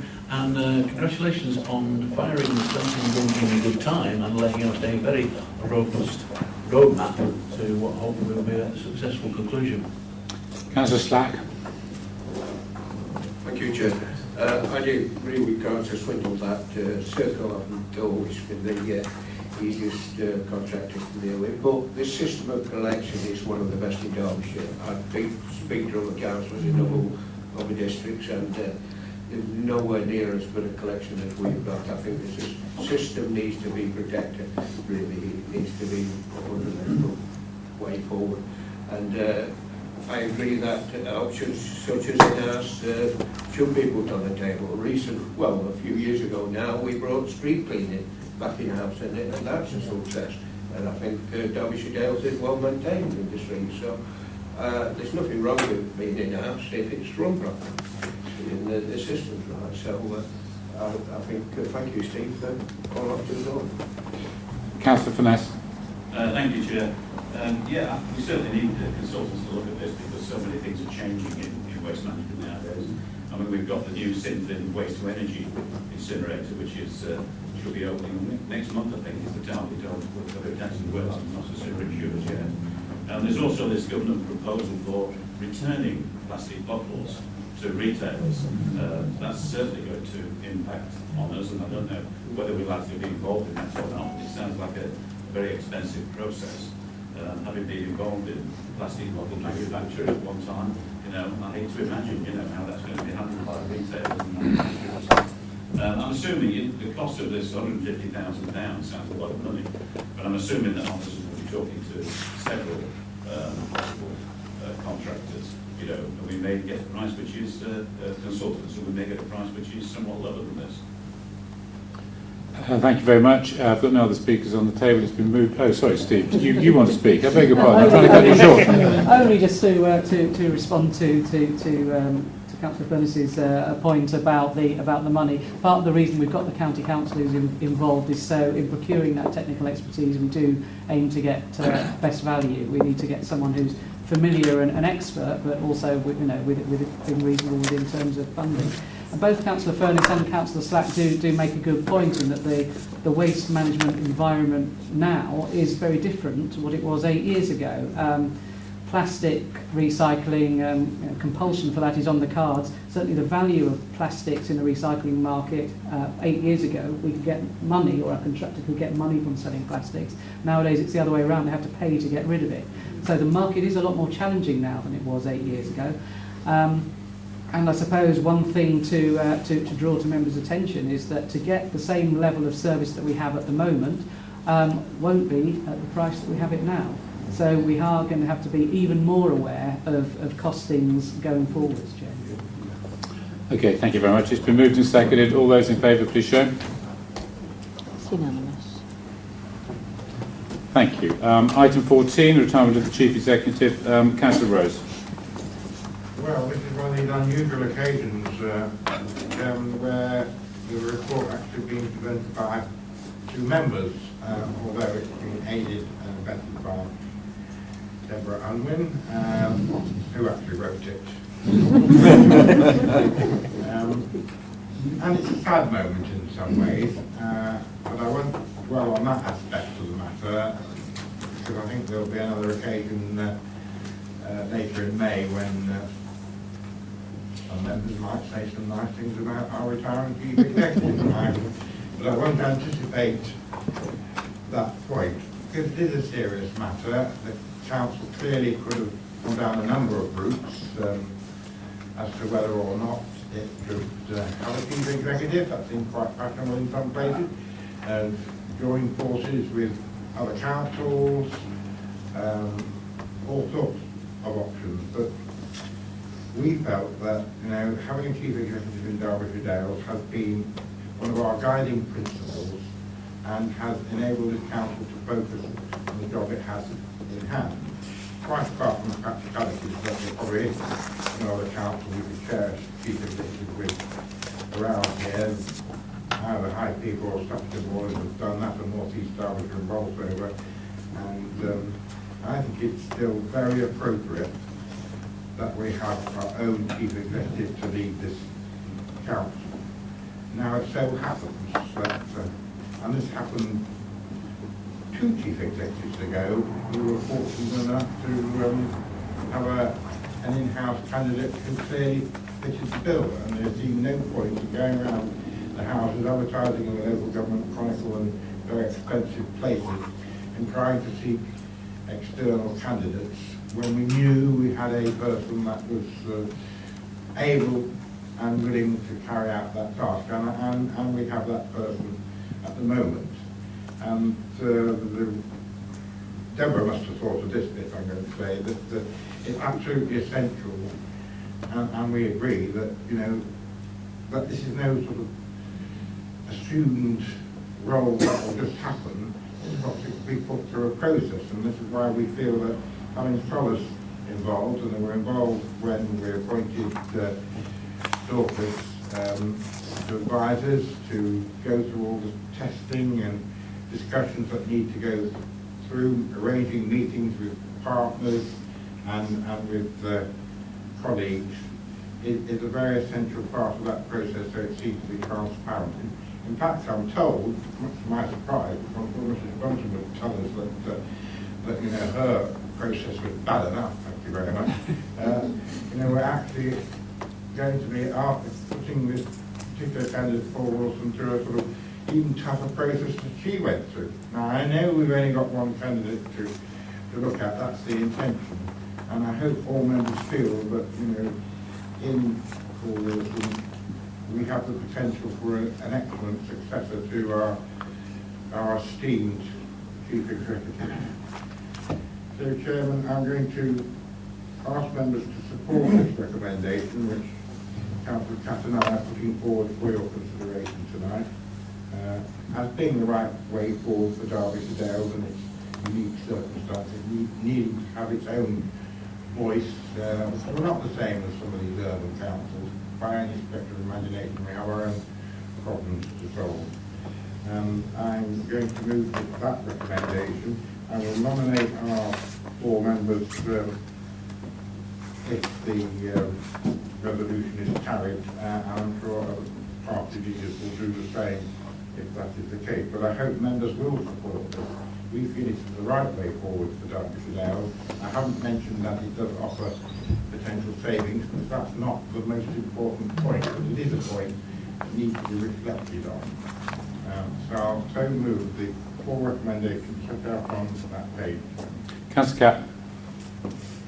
Thank you, Chairman. There's very little I can add to what Councillor Rose has just said. Obviously, I endorse all of his remarks. He and I have known for some little time now the Gulks' intention to retire, and had given the matter considerable thought. That is the way forward for the future, and I think the future is the most important thing.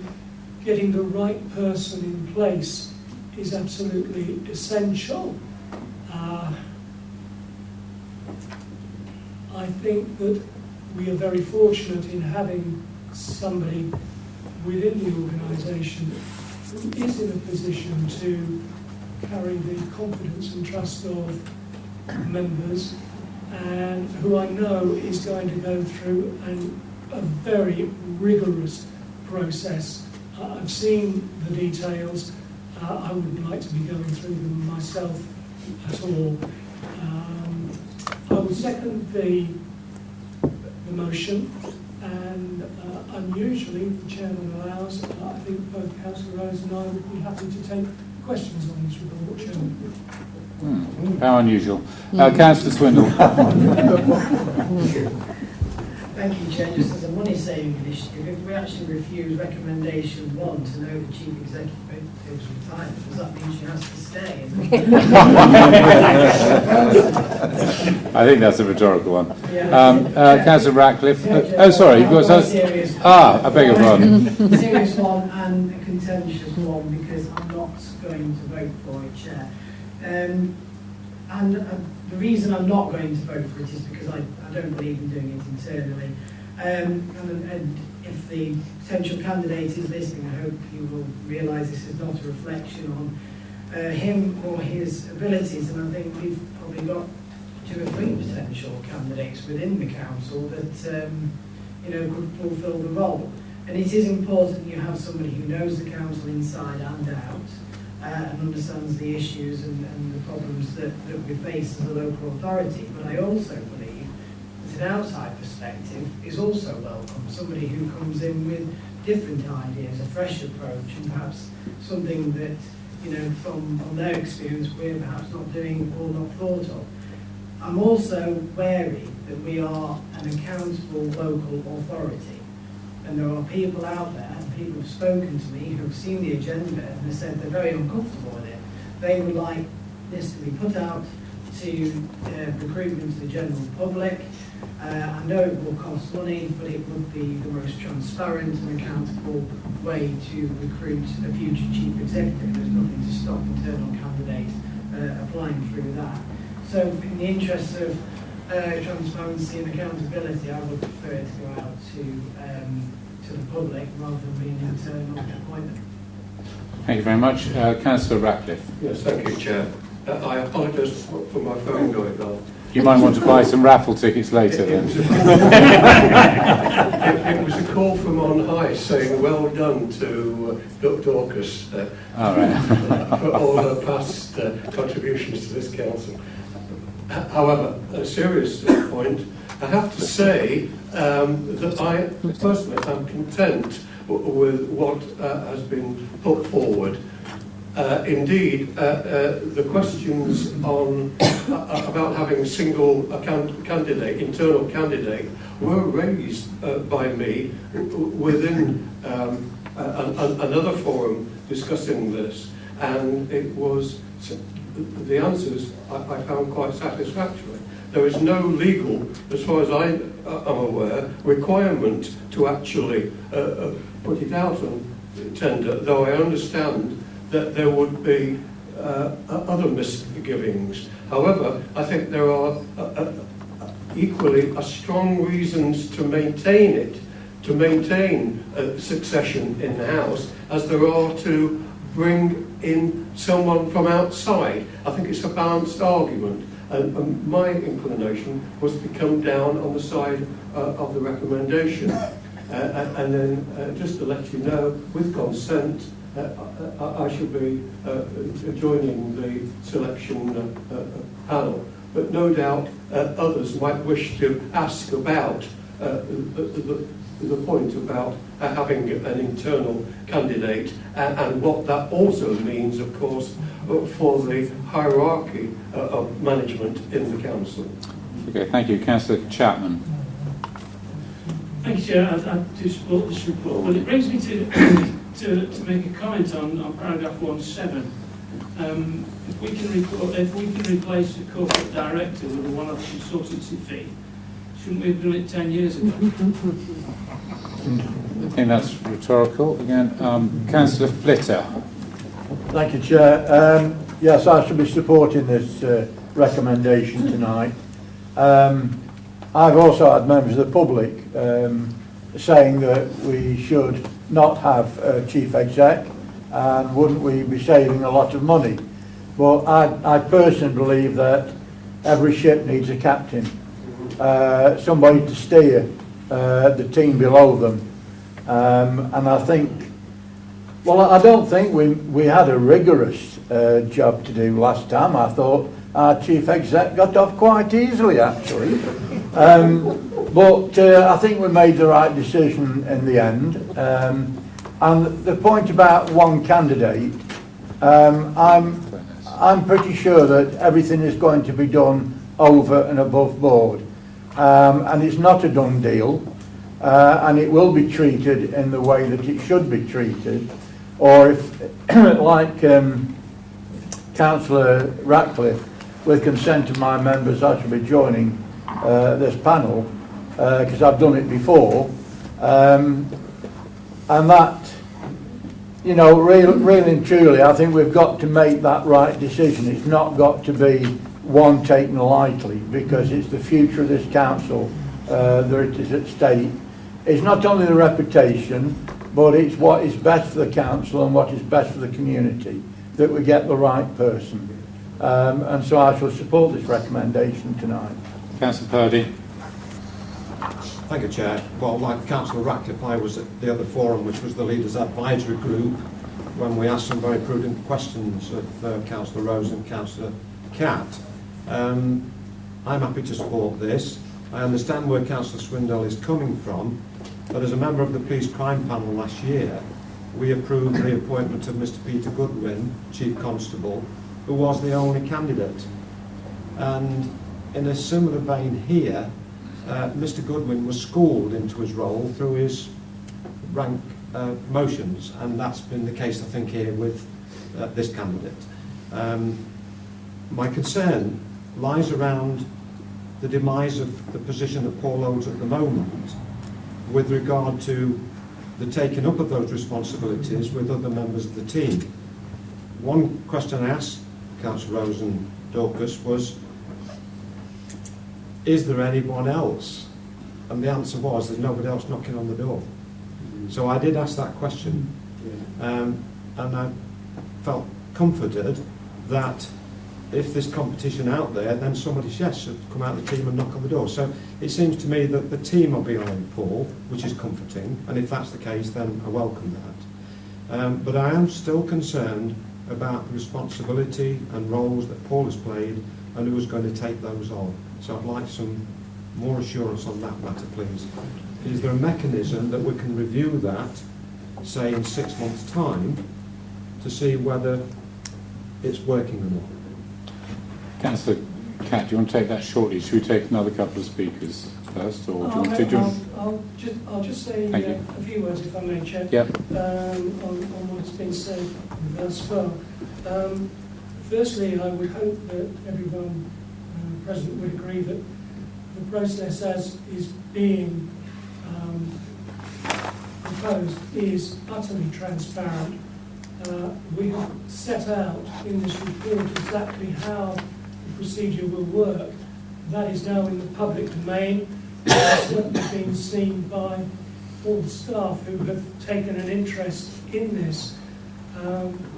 I had said to members of staff in answer to questions during the recent core briefing sessions that I think this sends a very good message both to staff and to the outside world that this organisation is capable of bringing on senior management and indeed other layers of management as well to a point where it is possible to recruit the next chief executive from within the organisation. And I think that, if nothing else, is a legacy that Dorcas is leaving behind her. She has really worked in the last 6 years to bring on the people who work in this organisation.